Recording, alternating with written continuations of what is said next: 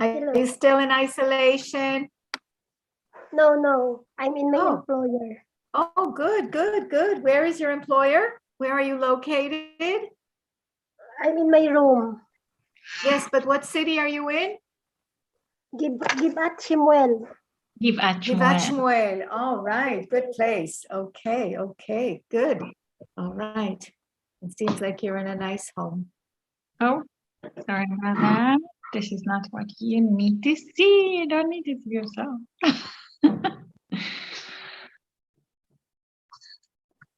Here we go. All right.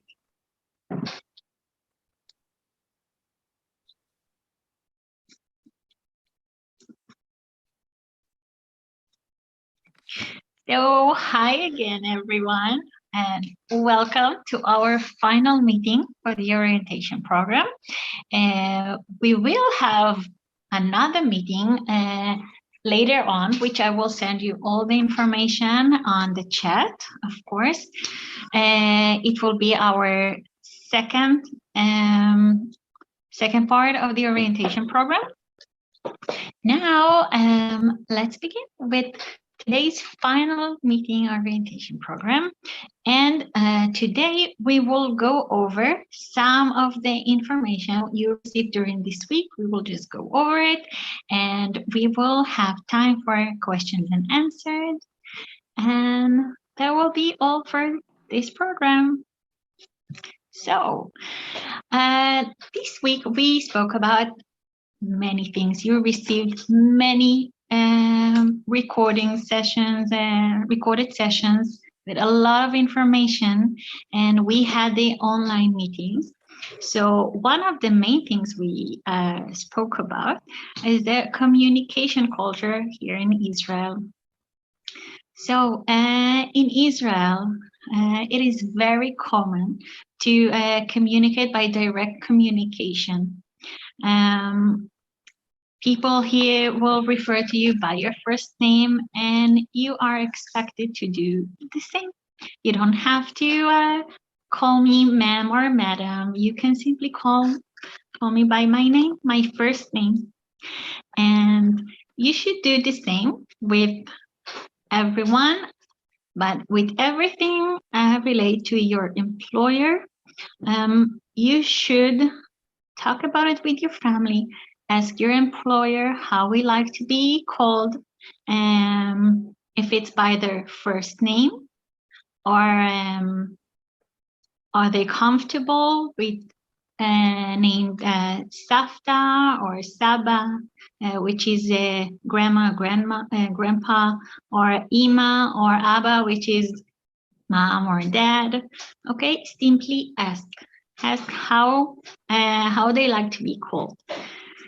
Now, beside that, we spoke about the Israeli culture, and the Israeli are normally very friendly and can be very touchy, and we hug, we kiss.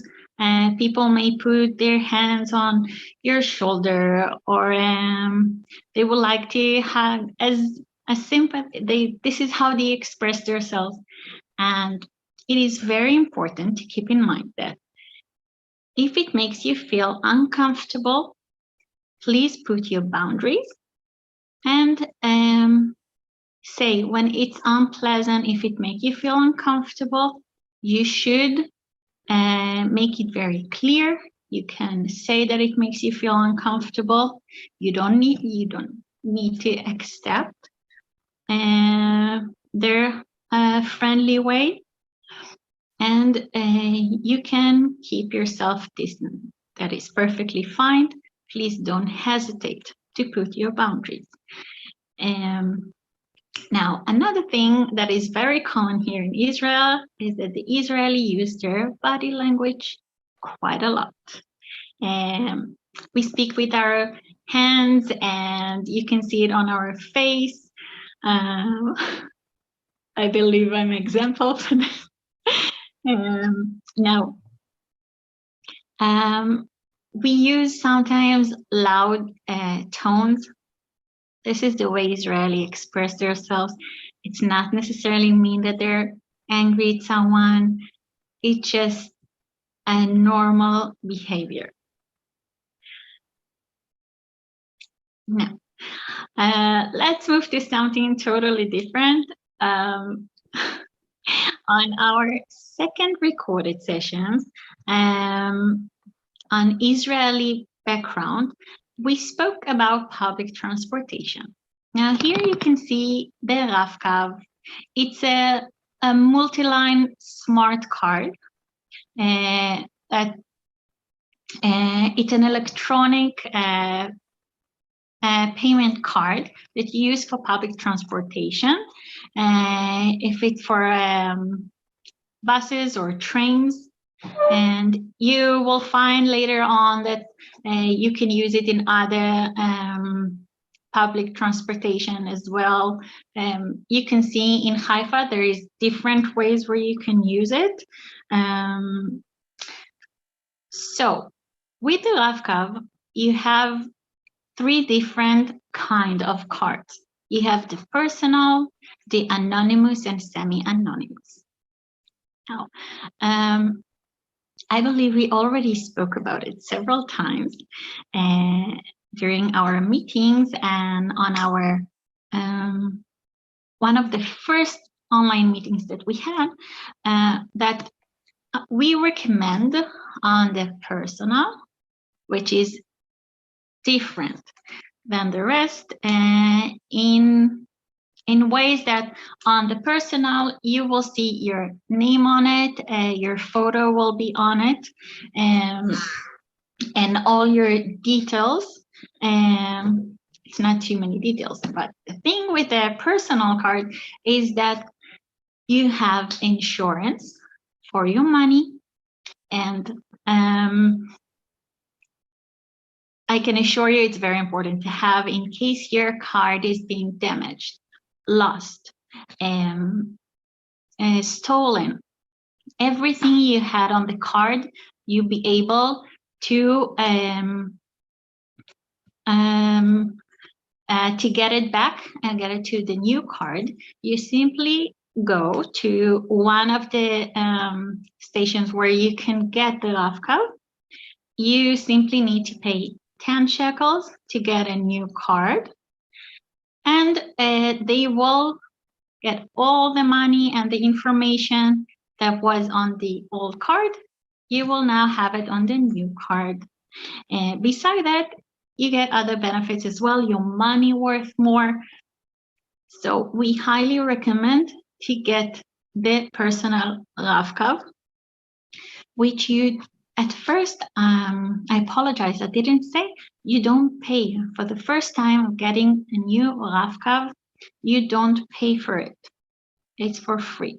You simply need to load it with money, with cash, and as I said, your money worth more, and that's it. It's pretty simple.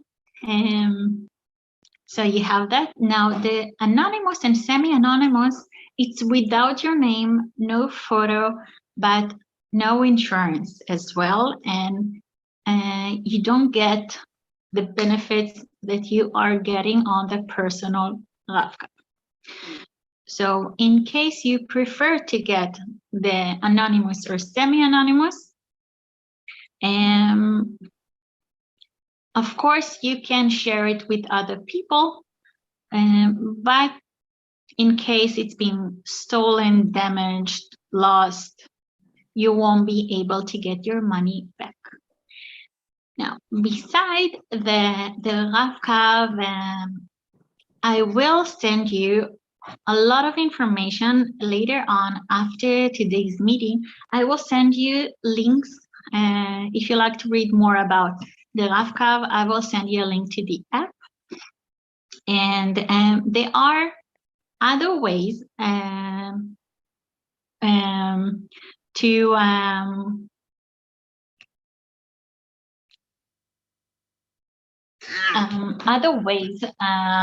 if you like, for to get information. I apologize. For, let's say, buses, I will send you an app where you can see the time schedule online, and you can see the time that the bus will arrive to your station. I will send you another link to an app for a taxi company is the main one here in Israel, that it's very friendly, and it's a very good company where you can use if you need to take a taxi. Of course, you have the share cabs, which is something different, but with everything to do to the taxis, I'm sure you know that in different places in the world, you will find that drivers can Try to take advantage. Exactly. Thank you. I was trying to find a nice way to and not charge you the correct amount. Exactly. So here with this particular company, they're being supervised by other passengers, which they can grade them. But remember, they can grade you as well. And everything is fixed. So they can manipulate anything, and they can't charge you with extra amount. Everything is all the information you can find online. They will not charge any extra. Now. Okay. So now we're going to review a little bit some of the things that we spoke about before. And basic values was one of the subjects that we spoke about before. And let's see what that's all about. Human dignity, autonomy, tolerance, empathy, compassion, and care, right? We talked about human dignity, allowing people to maintain as much autonomy as possible, right? When a person feels that he has lost so much of his abilities, lost his control in terms of his family, in terms of his work, in terms of his community, very degrading kind of a feeling. So one of the things that we want to allow our employer is to be as autonomous and as self-sufficient as he may possibly be. Sometimes doing less is being a better caregiver, right? We don't want to overwhelm people with our goodwill to do for them, right? We want to enable them to do as much for themselves as they can. Empathy, of course, we want to try to understand what is in their emotional, psychological state of mind, as well as in their physical state. And of course, compassion. We want to care for them with tender kindness and, if possible, loving care. Next slide. Okay, we talked about an intercultural encounter, right?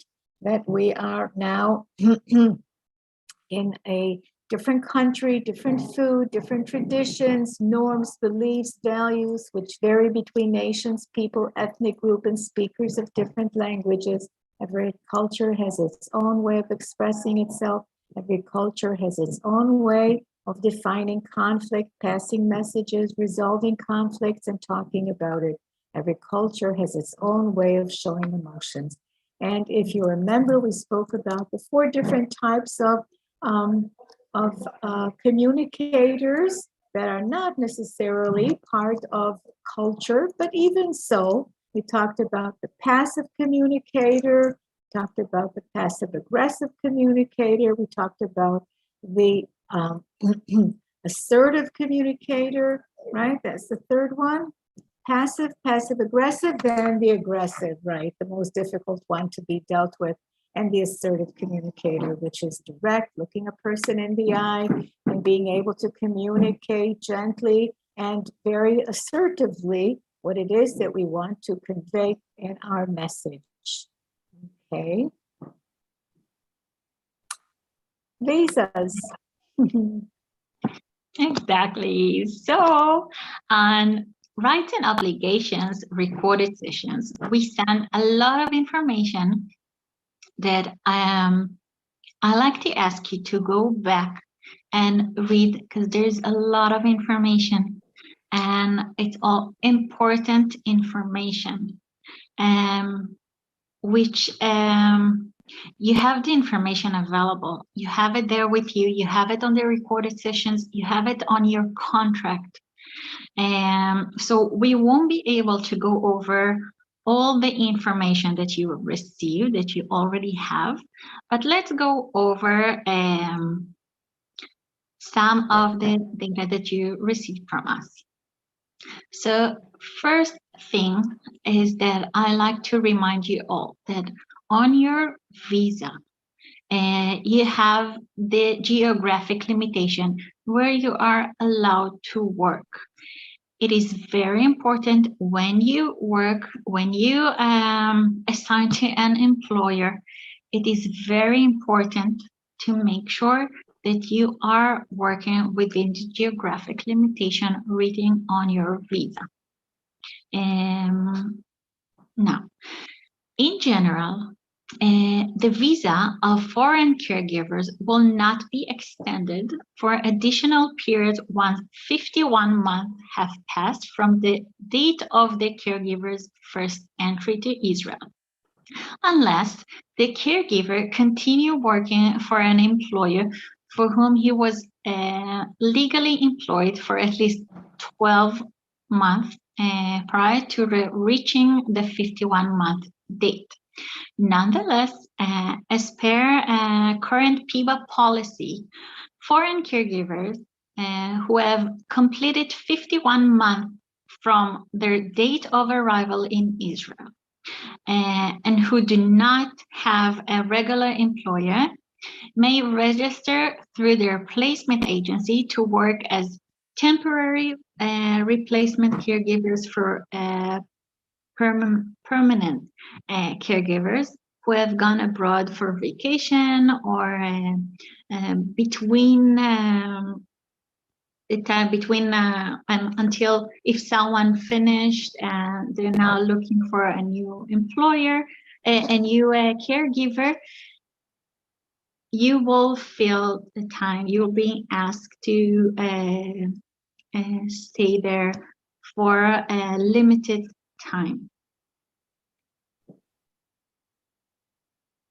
Now, in case you like to change your employer, it is very important to keep in mind that in case of any issues, problems that may arise, it is very important. Before changing the employer, you are expected to make a genuine and sincere attempt to carry your current job with the current employer. So please make sure if there is any problem, you should talk about it with the family. Okay, try to find solutions that will benefit both of you, that both sides can agree on. If needed, of course, you should talk to your agency. Okay, please make sure that they're involved. They may be able to help you to talk to the family and to work out the gaps and find solutions. You can also talk to the social worker that you have. And of course, you have the call center if needed. But please find a way to overcome the obstacles. Sometimes it can be really simple. Sometimes it's small misunderstandings. And we need to find a way to help you overcome those obstacles. So please try your best. Okay, and it is very important to communicate. Okay, we spoke about building a relationship.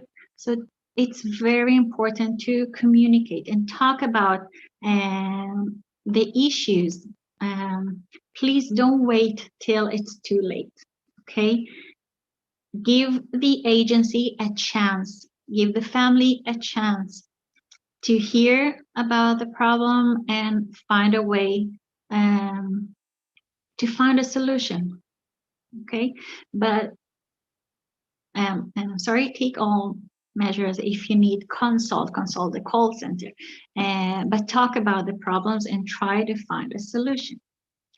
Now, in case you find that there is no solution, you cannot find a solution, and you have to change your employer, please keep in mind that you must give a prior written notice. And for those of you who just started to work, for the first 3 months, you must give 7 days. Okay, after your prior written notice, you have to stay for another 7 days. Now, the agency will find you a new employer. Okay. Now, of course, there are some situations that you may be able to leave sooner. Some of the families will allow you to leave sooner. They will release you from your work, and there are different scenarios, but in all cases for now, everything related to regarding the law, you've been asked to give prior written notice and wait for 7 days. For those who are staying more than 3 months, and you will be asking to leave or change your employer, please check your contract. The contract you signed on have the minimum period that you have to stay, and so please check it out. Now, some of the things that we spoke about. So we spoke about the special obligation that you have, the prior written notice that you must give when you like to change your employer. We spoke about the geographic limitations, and in case you like to change an employer, you must make sure that the next employer will be within the geographic limitations. Now, please keep in mind that there is a special supervision of foreign caregivers who have frequent changes their employer. So if you change your employer, please, again, if it happens frequently, please keep in mind that PIBA are aware every time you change your employer. So if it happens frequently, you may be called for a hearing to try to understand why you are changing your employer frequently. You have requirements concerning registration by foreign caregiver placement agency. In case you like to change your placement agency, you must change it to a registered placement agency. It is very important. If you're not sure, please contact the call center. They have a list of all registered agencies. Now, due to COVID-19 situation, it is very important to be aware of all new guidance from Ministry of Health. So please go back to the 2 links that I've sent you after our first meeting. You will have all the information. And as I said, Ministry of Health frequently update their website. So we spoke about the call center many times, and I've sent you a recorded session of the call center. So please go back to the recorded session if you're not sure. I like to go over some information to remind you that you should register to the call center with an Israeli number. If you haven't registered yet, please do that. You have the link available all time. Now, in case you're changing your SIM card and you have a new Israeli number, please register again. It will delete the old information. Now, the call center is here for you, available especially for you. We'll be there to guide or help if necessary. If you like to leave a complaint, it is very important to do so. They are here for you, available during your stay, and they will get back to you soon as possible.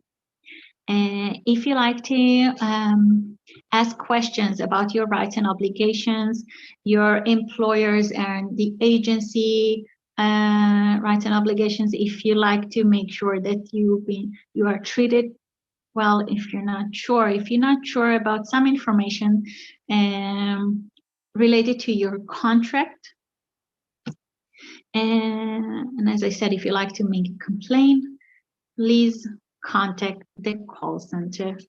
Now, another thing that is important to remember is that the call center will stay in touch with you as well. That means that if PIBA will publish new important information related to you, the call center will send you an update, and all information will be received by the call center. Okay, so please make sure to register. It is very important, and I recommend to do it as soon as possible. If you haven't registered yet, please don't wait till it's an SOS situation, which I hope no one will have to use it then. Please make sure to register.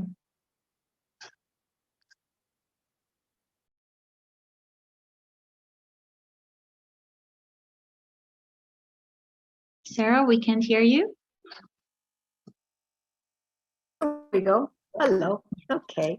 Hi. So we shall also review things we spoke about in terms of developing the relationship with our patient and employer. We spoke about creating good communication, very important, right? Coordination of expectations. Talk about what your needs are. They should talk about what their needs are. And of course, many of the expectations that people have, us as well, are, not talked about. Sometimes we're not even aware of what they really are. And so we want to be patient, very patient about that, and not be overwhelmed and not be anxious if we think that in the beginning it may be, too many expectations, but give it time. And then everybody adjusts their expectations, right? So building trust is obviously very important. You can't have a relationship with someone if you don't trust them. And if trust is in some way, diminished, then it's a very big problem to regain trust. So we want to make sure that we do create a trusting relationship. And of course, creating the caregiving alliance, which is so very important, and understanding that you have your employer's best intentions and best intentions at heart, and he as well, that everyone maintains their obligations and maintaining the contract of mutual trust and good communication. And of course, you have to take into account social and cultural components, right? Be sensitive to their time schedule, be sensitive to their emotional and social and psychological needs, be proactive and providing a good daily routine that involves perhaps some exercise, going out, doing some interaction with family or friends through WhatsApp, like we're doing here. Make a list of who the people that are important to him and be proactive in contacting them for them. Don't wait for the grandchildren to, and to call or interact. Do the calls for them so that they will have an opportunity to communicate with people that are important to them. And we all know that body and mind are one, so we want to take care of the personal and social and psychological aspect of our employers just as well as the home and their body. What's the next slide on that? Tools for effective communication. Understanding how others communicate can be a key to getting your message across to them. In order to develop effective communication style, here are a few tips and to keep in mind. The first, we emphasize again and again, take ownership, use the I statement, talk to people, respond directly, smile, gotta smile a lot, okay? Look them in the eye and say what you mean and mean what you say. Maintaining eye contact is very important. Voice your needs, desires confidently, and always, always smile. More tools for effective communication, active listening. I think that not too many people understand what active listening is all about. It's not just hearing what people are saying, but active listening is really paying a full attention to their body language, to the tone, to all of those other messages. And it's not just the words that people are trying to, to transfer in their communication, but everything else that's around them. So being an active listener is all about trying to understand what's going on, and sometimes without even words, right? With your employer and his family, I stress his family as well, is trying to communicate, okay? Reflection. In order to make sure that you understood what your patient meant, try to reflect that you understood, by repeating some of the words that he used or the complete phrase that he used. That gives a person a feeling of affirmation, not to make judgments, right? Empathy, very important. To try to empathize with your employer.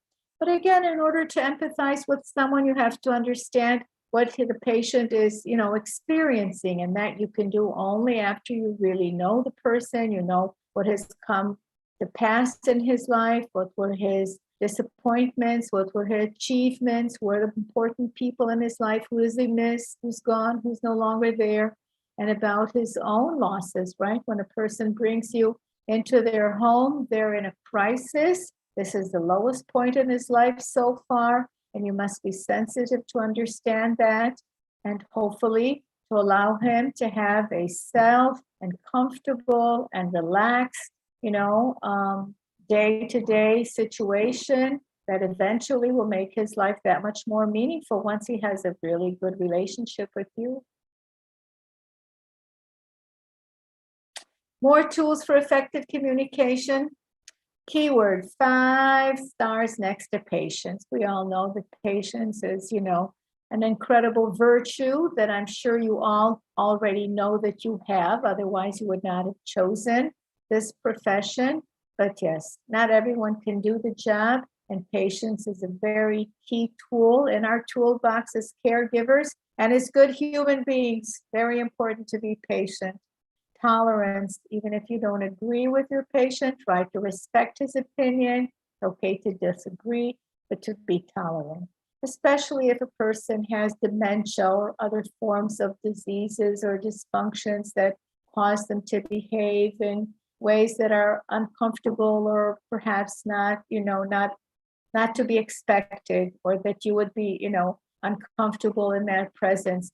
But to be tolerant and understanding that this is part of their issues that need to be dealt with is very, very important in our professional toolbox as caregivers.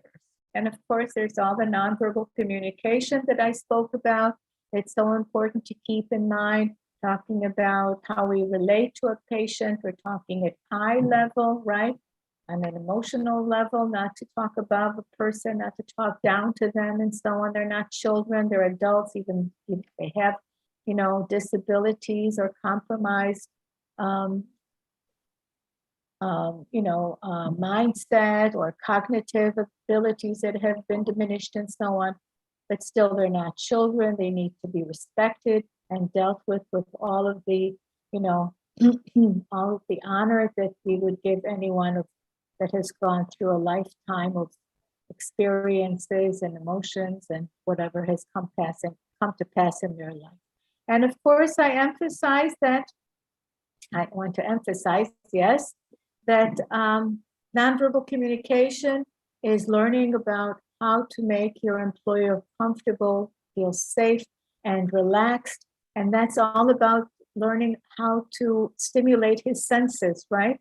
What he likes to see, perhaps putting things on the internet for them through, like we're communicating. I'm assuming that almost families have a computer that you can, perhaps show things to him.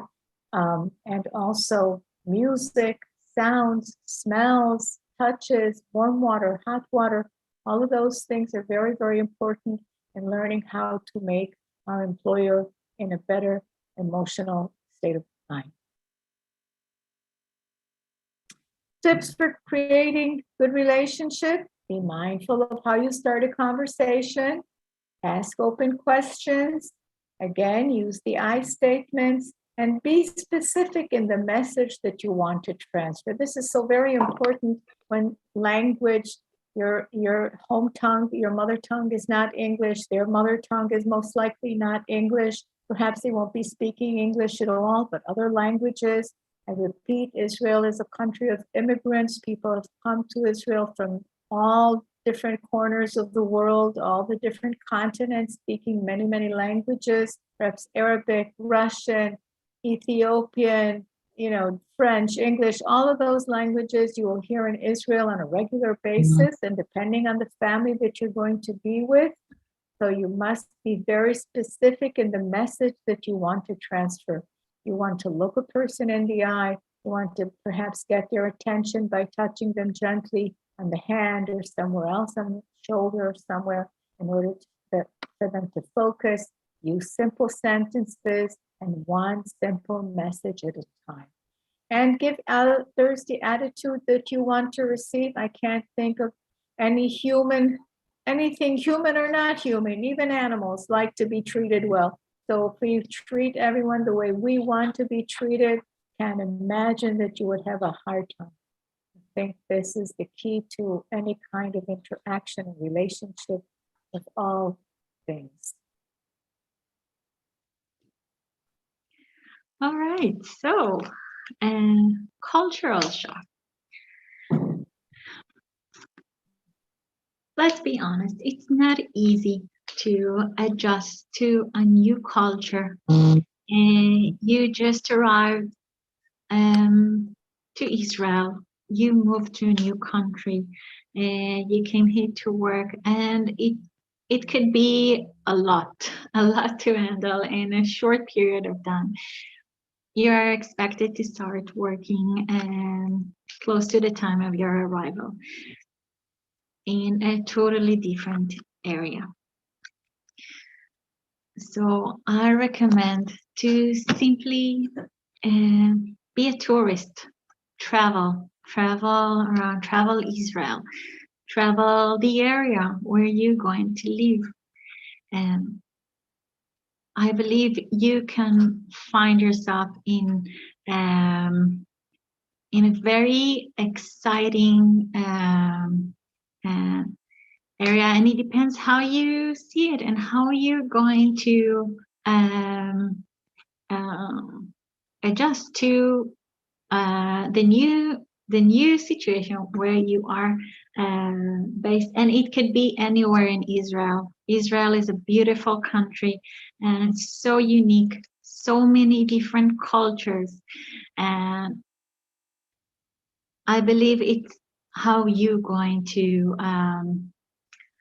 do it, like how you're going to take, I'm missing a word, but okay, so it's I recommend to simply walk around, find out what is going on in the area where you're going to live on your days off.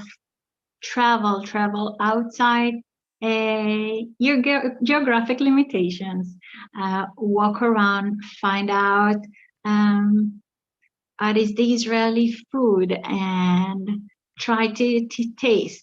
Walk around, find out what is open, what is closed, what's going on the weekends in the area where you live. Simply be a tourist, talk to people. And it's an exciting period of your life here in Israel.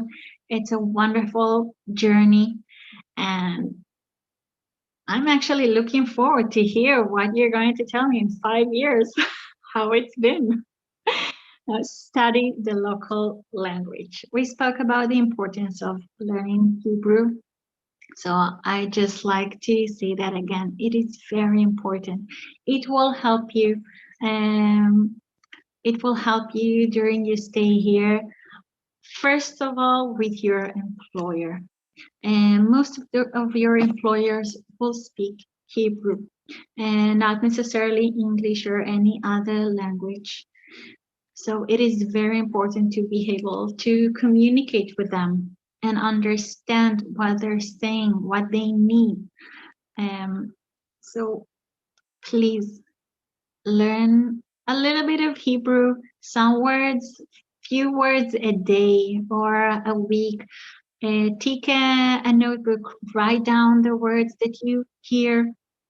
If you're not sure what you heard exactly, again, write it down. Later on, you'll be able to ask someone, if it's a family member, friends, new friends that you will meet during your stay here. While you travel in the country, you'll be able to ask someone what it means and how to pronounce it. You'll be able to write it down. So I recommend to write every new word that you're gonna hear, and later on you'll be able to ask more about it, and try your best to learn and practice. It is very important to practice. I recommend to practice with your friends, with your employer on a daily basis. Use the words, all new words. You must practice. I know it may feel wrong and you'll be embarrassed, especially if you don't know if you're saying it right, but it's okay. It's a new language. No one is expecting you to get it from the start and all words, and you may forget, but it's okay. Simply practice with your co-workers. You have a wonderful group here, and you're part of a huge community now. And I can also recommend to practice with your family back at home and teach them the words. I think it could be most convenient because they don't know if you're saying it correctly or not. So I'm sure they will love to learn as well. Now, please find a way to develop a social life and meet new people on your time here. When you travel in Israel, and remember that we said that Israelis are very friendly, I'm sure you will find new friends here in Israel, Israelis and other people from other countries, and develop your social life. You will find friends for life, I can assure you. And friends that you will share your journey with them, and could be that they're on their journey here in Israel, other workers or Israelis, as I said. Now, be proactive about your physical health. Pay attention to your diet, your hygiene, get regular rest. regular exercise, and find time and a way of your preference of relaxation. Okay, it is very important to look after yourself and your health. It will help you, and you must find a way on the schedule when it works. If a time when your employer is resting, the rest time, or when they go to sleep, if you have some time, please do the things that will help you during the day. Find some time, if it's to rest, to speak to your family, which we will talk about it more soon. And it is very important. Okay, get regular rest, exercise, and pay attention to it. Another thing that we recommend is to keep a diary or a blog on social media. I believe it will be pretty fun to go over in a few days, go back and read the memories, and you will see how you evolve, because it happens to all of us, and especially when we are in a new country. At the beginning, it could be pretty scary, exciting, but scary. So I'm sure that it will be wonderful to go back to those memories, read, see how you evolved, and to share. If you prefer social media, share about your experience, share about your daily routine, find a way to make it even fun, something that will help you. Now, everything to do with social media, it is very important to remember, please do not upload photos of your employer and their family unless they give you a permission and they understand that it's for social media. Okay. I recommend to not do it at all. It is very important to keep their life private, and many elderly may not understand the meaning of publishing their face and their details on social media, which is so it's open to everyone. Many elderly may not understand the meaning of social media, and please respect them, respect their life, their private life. Okay, many people, some with dementia and Alzheimer, who are not able to give permission, a sincere permission, and understand the meaning of uploading their photo on social media. So you must talk to the family. I simply recommend not to do it at all. Please keep in mind, please don't do it. We see many things that it's not appropriate. Okay. Another thing is that I like to ask you to keep in touch with your family and friends and events back at home. Now, related to that, sometimes it's not easy, especially, and I'm not talking about the beginning, especially over time, it's not easy to maintain those long distance relationships. At the beginning, of course, now when it's all fresh and you just moved to Israel, you just got here, so of course you will be in touch with your friends and family, and and everyone back at home. But after a while, sometimes relationships are changing, and it's on you. You have to set up a specific time, if it's a specific day or an hour, and make the effort to maintain those relationships. If you have kids, try to set up a specific time, if it's before they go to bed at night, if you have some daily routine back at home that you can try and preserve, and do it here. If it's to read them a story before they go to bed, if it works out, or wake them up in the morning, talk to them during the day after school. If it's your partner, lifetime partner, make sure to set up a specific time where it's just the two of you without the kids. You must have your alone time together to maintain the relationship. And even if you have events back at home, try to participate, as to be on video call, and try to stay involved in your family and friends' life.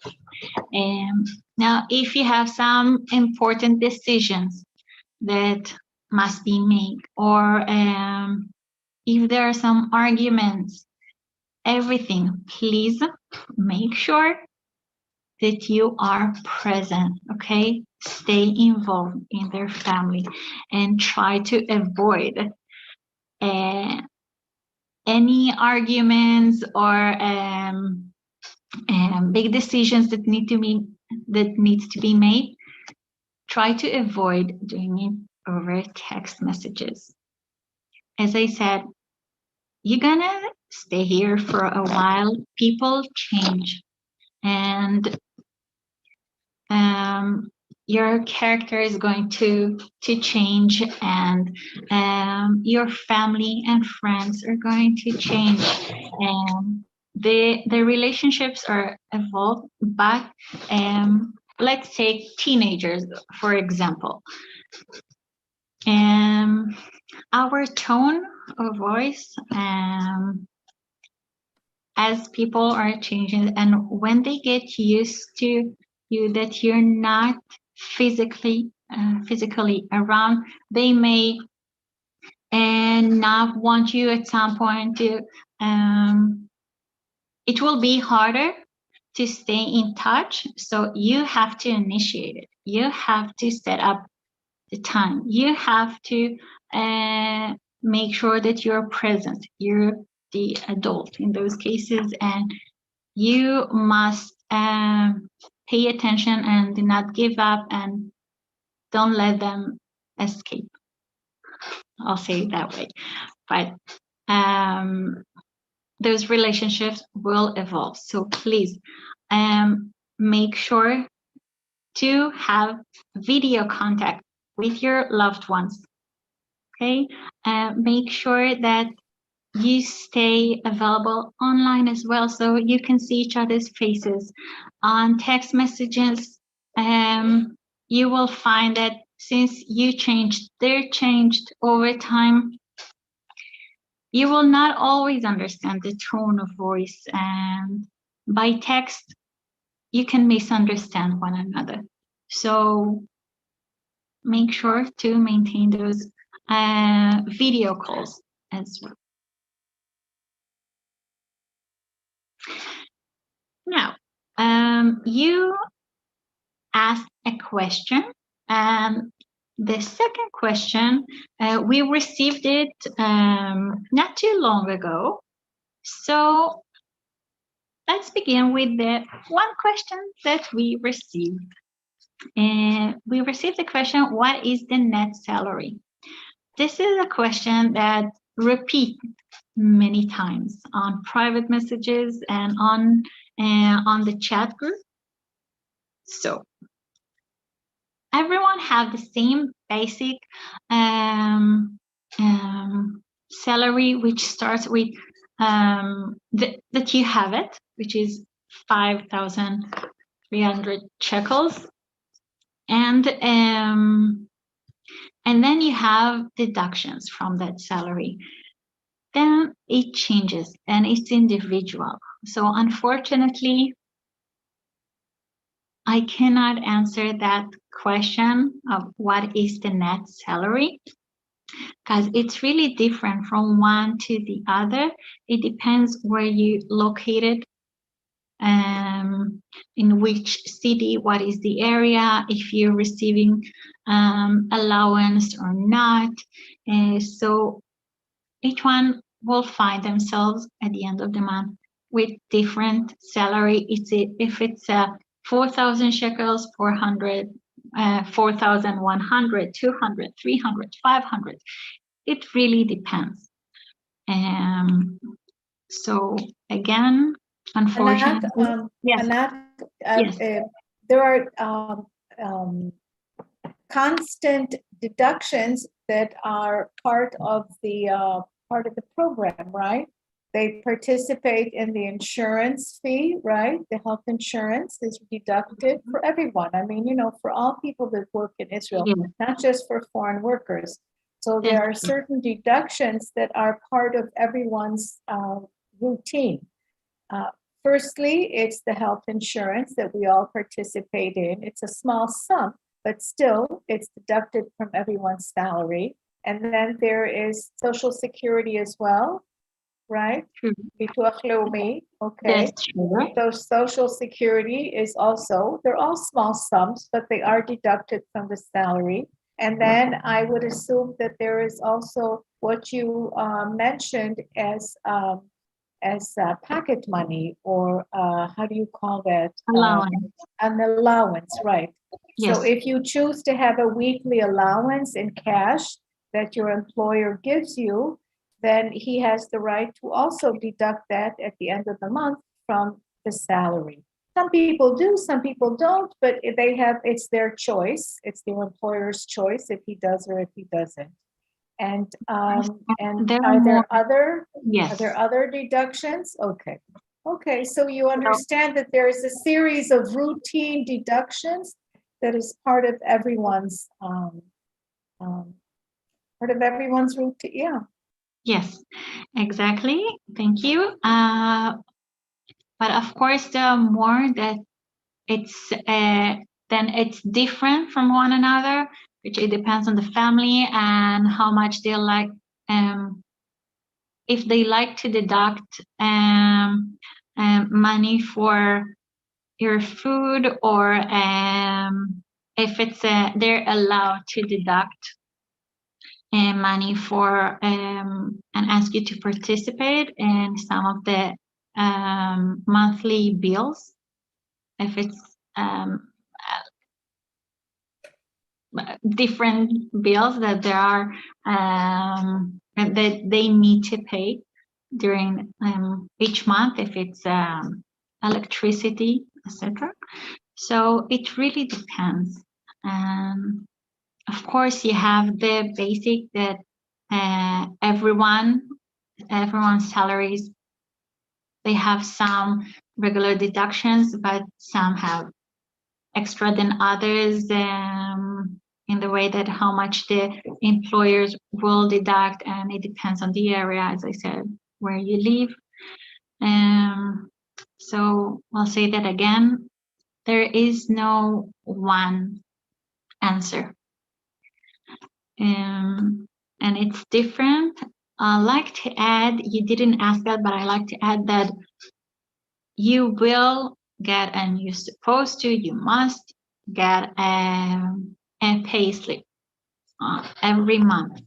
Okay, so you will have the information over there, and you can ask your employer. Now, the second question that you didn't ask, but former group asked about that. They noticed that one of the group member noticed that there is this small something device. thank you, small device were placed in her room, and she wanted to know if it's a camera. So it is not a camera. Okay, everyone, please pay attention. I marked it. This is not a camera. This is part of an alarm system.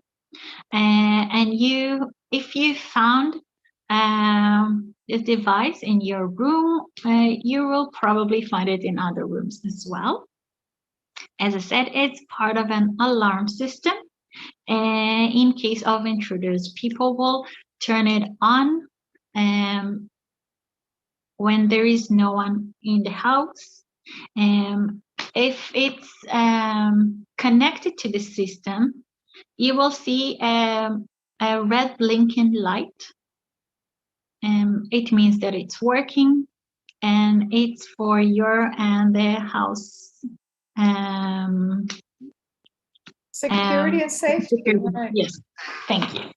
Security and safety. So do not worry, it is not a camera. Now I like to open up and ask if you have any questions that you like to ask. But Anat, before questions, I just want to say one more sentence about that. Some people do have cameras at home if they employ caregivers, and the cameras should definitely not be placed in any part of your personal space, obviously, not in your bathroom and not in your bedroom, but very often they will be in in the living room, kitchen, or whatever other areas.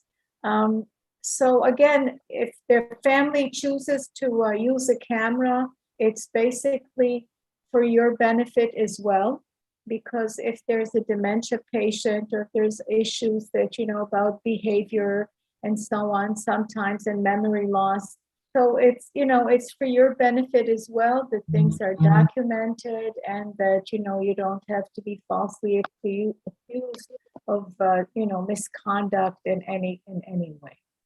And I think it allows for a better communication, knowing that everything is shakuf, is transparent, right? That no one is hiding anything, everything is transparent. And if the family wants to know how and what's going on, they can definitely do that. Okay, any questions? Now's the time, as you said, Anat. Anybody want to share? We care for the caregivers, people. Not many people do, but we do. And we're here for you. So if you have any concerns or questions about anything at all, this is a good time to ask. Share concern, also possible. Anything else that you like to ask?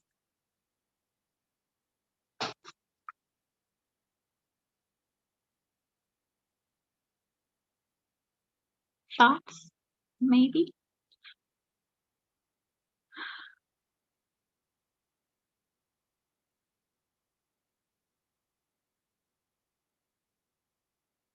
Is anyone stationed in Bnei Brak? No one? Okay. All right, so we will continue, but of course we are available for questions if you have any.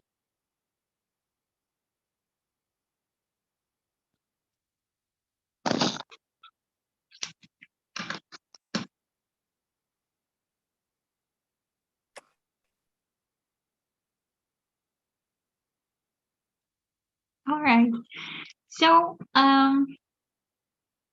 here's again, once again, the information for the call center, and I've sent you the link for the registration form. It is available and always here for you. You can always go back and contact the call center. Sorry. Here you have the contact number, and I will also send you, I'll send it again, the form for the complaint form, if you like to send a complaint form. Beside that, of course, you have the Viber group who's available here for you. And please don't hesitate.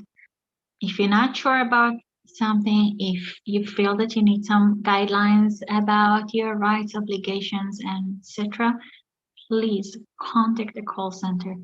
They are here for you. Now I understand I'm getting many private messages, which I'm not able to respond them all, but I'll say that I am not the call center.